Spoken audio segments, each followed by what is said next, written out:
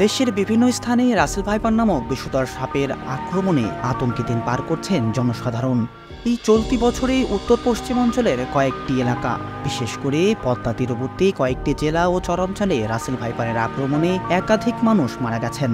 বাংলাদেশের রাজশাহী, গোদাগাড়ি থেকে বাঘা পর্যন্ত পদ্মা পাড়ে সাপটি বেশি দেখা যাচ্ছে। কিন্তু রাসেল ভাইপারের বিচরণ এখন আর শুধু চরাঞ্চলেই সীমাবদ্ধ নেই, দেশের বিভিন্ন স্থানে ছড়িয়ে পড়েছে রাসেল ভাইপার। এরই মধ্যে পাবনার রূপপুর, কুষ্টিয়ার ভেড়ামারা, ফরিদপুরের চরভদ্র ফ্যাশন, শরীয়তপুরের ভেদরগঞ্জ, মুন্সিগঞ্জের লৌহজং ও মাদারীপুরের শিবচরে সাপের দেখা পাওয়া গেছে। কিন্তু সাপের এই প্রজাতিটি বাংলাদেশ থেকে বহু আগেই বিলুপ্ত হয়ে গেছে বলে মনে করা হলেও সাম্প্রতিক সময়ে এর অবাধ বিচরণ ভাবিয়ে তুলেছে বিশেষজ্ঞদের। এই অঞ্চলে রাসেল ভাইপার সাপ কিভাবে ফিরে আসছে তা নিয়ে চলছে বিশদ গবেষণা। রাসেল ভাইপারের বাংলা নাম চন্দ্রবোরা বা উলুবোরা। বাংলাদেশে অল্প যে কয়েকটি সাপ অত্যন্ত বিষধর, তার মধ্যে এটি একটি। রাসেল ভাইপারের বৈজ্ঞানিক নাম ডাবুয়া রাসেল, যা ভাইপার পারেডি গোত্রের একটি ভয়ঙ্কর বিষাক্ত সাপ। বিশেষ করে ভারতীয় উপমহাদেশে এই সাপটি বেশি দেখা যায় এবং এটি ভারতের সবচেয়ে বড় 4টি সাপের মধ্যে একটি।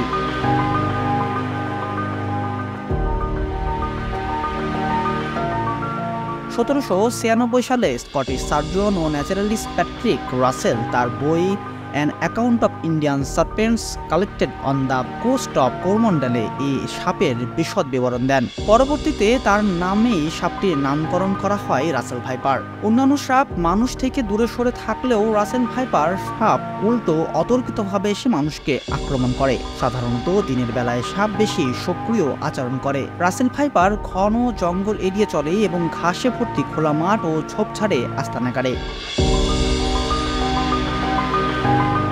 বাংলাদেশে রাসেল ভাইপারের দংশনের হার খুব বেশি না হলেও বিবিসি সূত্রে জানা যায়, ভারতে প্রতি বছর অন্তত 43% এবং শ্রীলঙ্কায় 30 থেকে 40% সাপে কাটার ঘটনা রাসেল ভাইপারের কারণে হয়ে থাকে। রাসেল ভাইপার কামড় দেওয়ার পর দংশিত স্থানে প্রচণ্ড ব্যথা অনুভব হয় এবং ফুলে যায়। সেই সাথে ঘণ্টাখানেকের মধ্যে এর আশেপাশের কিছু জায়গাও ফুলে যায়। এছাড়া সাপে কাটা অংশে বিষ ছড়িয়ে অঙ্গহানি, ক্রমাগত রক্তপাত, রক্ত জমাট বাঁধা, স্নায়ু বৈকল্য, চোখ ভারী হয়ে যাওয়া, পক্ষাঘাত, কিডনির ক্ষতি সহ বিভিন্ন রকম শারীরিক উপসর্গ দেখা যেতে পারে। বিশ্ব স্বাস্থ্য সংস্থার 2018 সালের তথ্য অনুযায়ী বিশ্বে প্রতি বছর প্রায় 54 লাখ মানুষ সাপের কামড়ে আক্রান্ত হন, যাদের মধ্যে অন্তত 1 লাখ মানুষ মারা যান।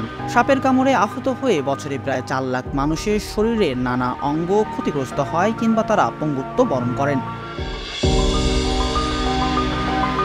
বিশ্ব স্বাস্থ্য সংস্থার 2019 সালের প্রতিবেদন অনুযায়ী বাংলাদেশে প্রতি বছর অন্তত 5,80,000 মানুষ সাপের কামড়ের শিকার হন এবং এদের মধ্যে 6,000 মানুষ মারা যান। বাংলাদেশে রাসেল ভাইপারের পুনরাবির্ভাব ও এই সাপ থেকে মানুষের ঝুঁকির বিষয়ে গবেষণা করেছেন চট্টগ্রাম বিশ্ববিদ্যালয়ের প্রাণীবিদ্যা বিভাগের অধ্যাপক ফরিদ আহসান। 2013 থেকে 2016 সাল পর্যন্ত বাংলাদেশের বিভিন্ন এলাকায় 20টি রাসেল ভাইপার সাপের কামড়ের ঘটনা বিশ্লেষণ করে করা গবেষণাটি 2018 সালে জার্নাল অব দ্য এশিয়াটিক সোসাইটিতে প্রকাশিত হয়। গবেষণায় বলা হয়, বাংলাদেশের 64 জেলার মধ্যে 17টি জেলাতে রাসেল ভাইপারের উপস্থিতি রয়েছে। গবেষণার সময় উত্তর ও উত্তর পশ্চিমাঞ্চলের জেলাগুলোতেই এই সাপের উপস্থিতি পাওয়া গিয়েছিল।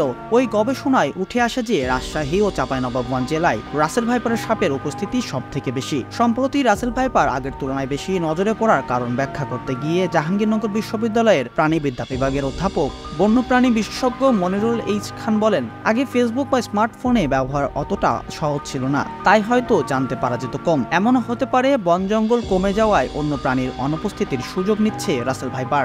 বর্তমানে ঘন ঝোপ ও পরিত্যক্ত জমি অপেক্ষাকৃত কমে যাওয়ায় এই সাপ কৃষি জমিতেই থাকে, ফলে বেশিরভাগ সময়ে কৃষকেরা এটির আক্রমণের শিকার হন। তাছাড়া বর্ষাকালে নদীর পানি বেড়ে যাওয়ায় ভারতের নদ নদী থেকে ভেসেও এই সাপ বাংলাদেশে প্রবেশ করতে পারে বলে মনে করা হচ্ছে। ডেস্ক রিপোর্ট, দৈনিক কল্যাণ।